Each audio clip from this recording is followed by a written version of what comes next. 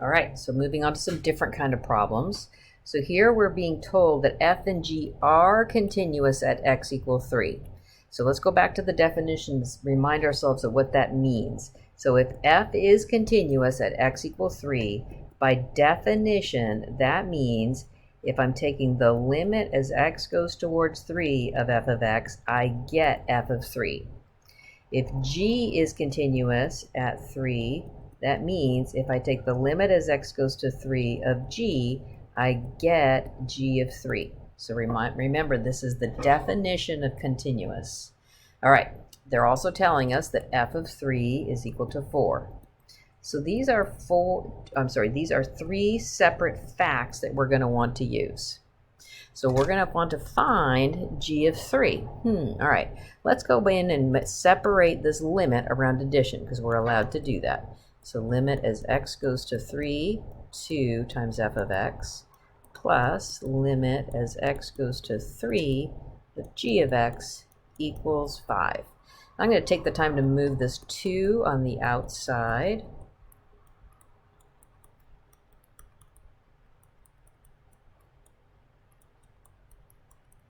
All right, so let me use the fact that I know the limit as x goes to 3 of f of x is f of 3.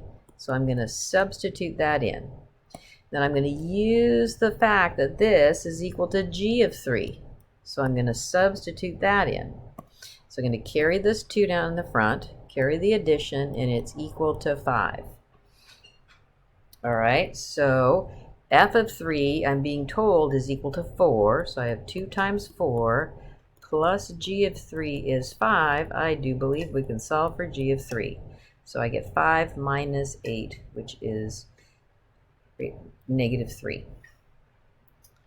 All right, so let's do the same thing. Oh dear, see a typo, a couple of plus signs in there. Let's get rid of that. All right, so I'm given that g of 2 is negative 1 and that f and g are both continuous at 2. So again, what does that mean?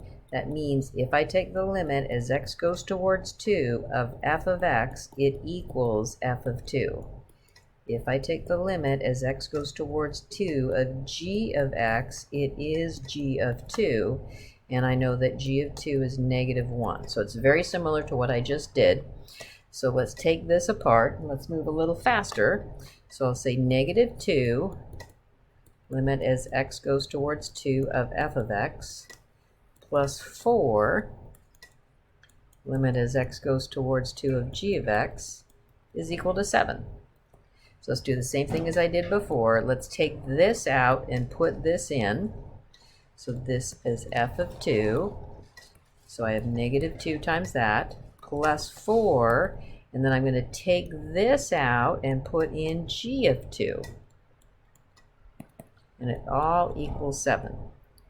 So I know that g of 2 is negative 1, so I have 4 times negative 1 is 7, and I'm solving for f of 2. So negative 2 times f of 2, so add this over, so I get 11. So f of 2 is negative 11 halves. Oops. Extra 11, negative 11 halves. Oh, here.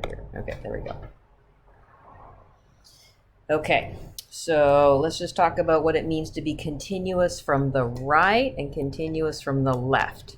So if I'm going towards A from the positive side and I land on f of A, I say it's continuous from the right. I'm coming from the left, the negative side, and I land on f of A, I say it's continuous from the left. All right, let's graph this one and see what I've got. So root negative x looks like this, open hole here, and this is 1. And then e to the negative x looks like this.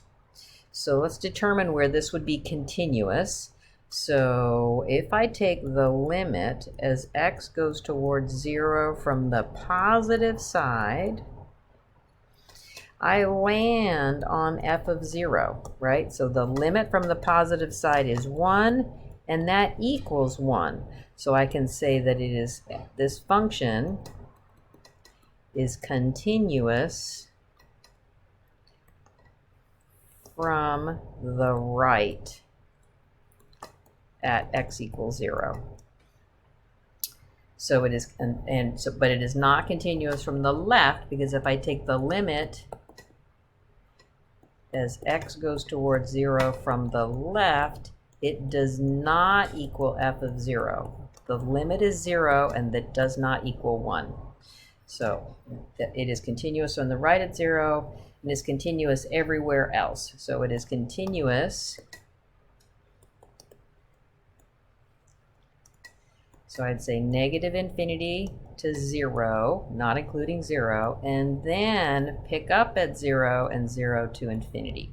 You always put the round parentheses around the infinities.